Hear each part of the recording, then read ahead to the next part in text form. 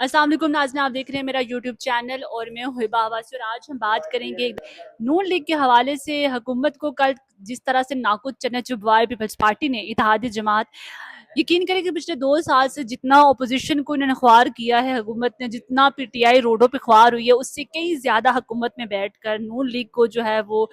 गंदा किया गया है पीपल्स पार्टी की जानिब से भी। और जब भी कोई हुकूमत बजट लेकर आती है, जब भी कोई बिल पास कराना हो, तरमीम पास करानी हो, तो जो है वो इत्तेहादी जमात जो है वो रोड़े लटकाए, ऐसा हो ही नहीं सकता। इत्तेहादी जमात जो है वो पीपल्स पार्टी की अगर मैं बात करती हूँ तो पीपल्स पार्टी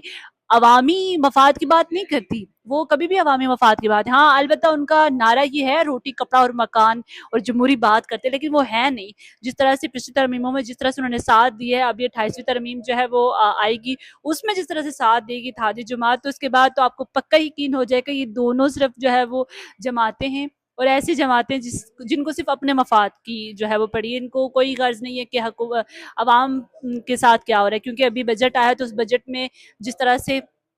गरीब आवाम के लिए कुछ भी रिलीफ नहीं था, और वो ना कोई ऐसा माइक्रोस्कोप है हमारे पास कि उस रिलीफ को देखा जा सके। लेकिन बहरहाल बात करेंगे कि कल की जो चीज़ें हुई, कल जिस तरह से पूरा दिन जो है वो सिर्फ बजट की जब बात आई, पीपल्स पार्टी के अपने इजलास, पार्लिमानी इजलास हुआ, फिर काबीना का इजलास हुआ, लेकिन पीपल्स पार्टी के बिलावल भुट्टो जरदारी ने कहा कि हम जो है वो, पीपल्स पार्टी का एक मोटिव था कि हमने अलामती शिरकत करनी है, और फिर पूरी मीडिया पर ये बात भी आई कि बाइकआउट किया जा रहा है पीपल्स पार्टी की जानिब से। और ये फार्मूला पहले से तय था। आप देख लें गिलगित बल्तिस्तान के इलेक्शन हुए, और इलेक्शन में जिस तरह से मुस्लिम लीग नून जो है वो बिल्कुल भी हमें कहीं दिखाई नहीं दी, क्योंकि उन्हें पता था और फार्मूले के तहत जो है वो उन्हें हुकूमत देनी थी पीपल्स पार्टी को, और फिर बाद में जो है वो ये ड्रामा भी करना था। और पीपल्स पार्टी को देखेंगे हर बात पे, हर चीज़ को जो है वो हुकूमत के खिलाफ इस्तेमाल करती है अपने जो चीज़ें हैं वो मनवाने के लिए। अब जो है वो क्योंकि जेनेवा चले गए, नवाज शरीफ आए, उन्होंने थोड़ा सा खिताब किया जिसमें उन्होंने कहा कि मुझे क्यों निकाला, और वो अचानक मतलब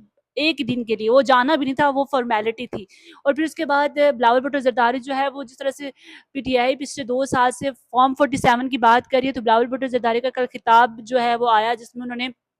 सारा कत्था चट्टा खोल दिया। फॉर्म 47 की हकीकत का जो पर्दा था वो बेनकाब हो गया कि किस तरह से पीटीआई जो है वो पीट रही थी कि फॉर्म 47 की हुकूमत है, ये है वो है, इस तरह से धांधली होती है। उन्होंने भी कल कह दिया कि दियामर में जो धांधली हुई उसके हवाले से उन्होंने कहा कि हम तो अक्सरियत में जो जीते हुए हैं, हमें जो है वो यहाँ से भी हमारे जो कुछ एमएनएस थे वो फंसे हुए थे वहाँ पे उम्मीदवार, तो उस हवाले से उन्होंने बात की। और उसके बाद उन्होंने ये भी कहा कि हम अलामती शिरकत करेंगे बजट में, और बजट जो है वो कौमी असम्बली का इजलास इतना जाके ताखीर से स्टार्ट हुआ, फिर सेनेट का भी ताखीर से स्टार्ट हुआ। इसके बाद जो है वो जैसे ही पता चला कि बिलावल भुट्टो जरदारी जो है वो शिरकत नहीं करेंगे, बिलावल भुट्टो जरदारी ने स्टंट छोड़ा, और फिर वजीर खारजा इसहाक डार, मोहसिन नकवी उनको मनाने के लिए आ गए, उनको मनाया, उनको बाकायदा यकीन दिलाया उनकी। उन्होंने फिर ये भी शिकवा किया कि आज़ाद कश्मीर में जो हमारी हुकूमत है, लेकिन हमें नहीं पूछा जा रहा उस तरह से, ना हम वहाँ पर फैसले कर सकते हैं। और उन्होंने दयामर की भी बात की कि किस तरह से जो है वो सीट इसलिए हमें दे दी गई कि वो मौलाना फजल रहमान के कैंडिडेट को ना मिल जाए।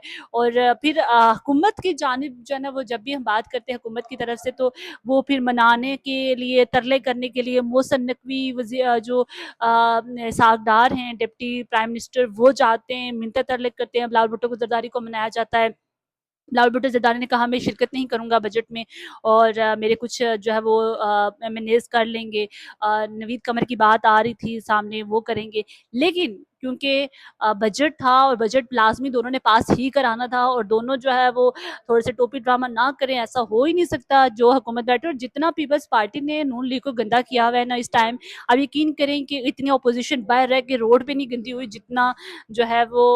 नून लीग इस वक्त जो है वो गंदी हो चुकी है हुकूमत में बैठ के। छोटा से छोटा बिल भी पास कराना हो तो पीपल्स पार्टी को बताएगी, इत्तेहादी जमात पहले कहेगी हाँ हम ठीक है, जैसे ही वो पास करने की बारी आएगी या वो दिन आएगा, तो उस दिन जो है वो अपने अपने चैम्बर्स में बैठ के अपना जो है वो बैठ के रूट के बैठ जाएंगे। उस दुल्हन को मनाना पड़ता है, जिस तरह से कल बिलावल भुट्टो जरदारी को जो है वो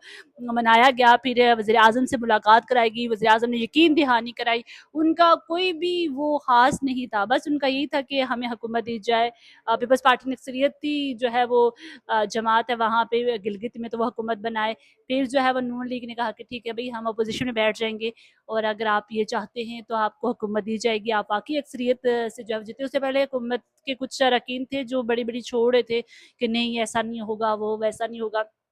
और वैसे फार्मूला तय था, गवर्नर एक का होगा और सीएम जो है वो दूसरे का होगा। इसी तरह मतलब आपने देखा कि हुकूमतें इसी तरह बन रही हैं। अब वो हुकूमत तो रही नहीं है कि साफ और शिफाफ इलेक्शन हो और इलेक्शन के बाद पता चले कि कौन क्या है। और पीटीआई पिछले मुसलसल 2 साल से पीटती रही फार्म 47 की हुकूमत, और 47 की हुकूमत को कल जो सारा कत्था चट्ठा था वो बिलावल भुट्टो ज़रदारी ने खोल दिया कि किस तरह से उनके साथ भी धांधली हुई है। ये सिर्फ एक की बात नहीं है, बल्कि सभी ही जो है वो इस चीज़ का शिकार हैं। और उस दूसरी तरफ जो है वो अपोजिशन में अगर हम बात करते हैं, तो अपोजिशन ने इस बजट को जो है वो गरीब मकाओ बजट के नाम से जो है वो नारेबाजी भी की, और वो इसको जो है वो मानने को तैयार नहीं है इस बजट को। और क्योंकि कल भी कौमी असम्बली में भी जो है वो हंगामा राय भी हुई अपोजिशन की जानिब से, सेनेट में भी जो है वो उन्होंने बड़े शदीद नाराबाजी की। और फिर जो है वो अब जो बजट है अब उस पर जो है वो बहस होगी। बहस होने के बाद ही देखेंगे कि ये अब जो है वो कौन कौन से एतराज़ात लगते हैं, कौन कौन से जो है अपोजिशन को क्या इस चीज़ का। अपोजिशन ने तो कह दिया भाई हमारी इमरान खान से मुलाकात कराई है, हम बजट में जो है वो साथ नहीं देंगे।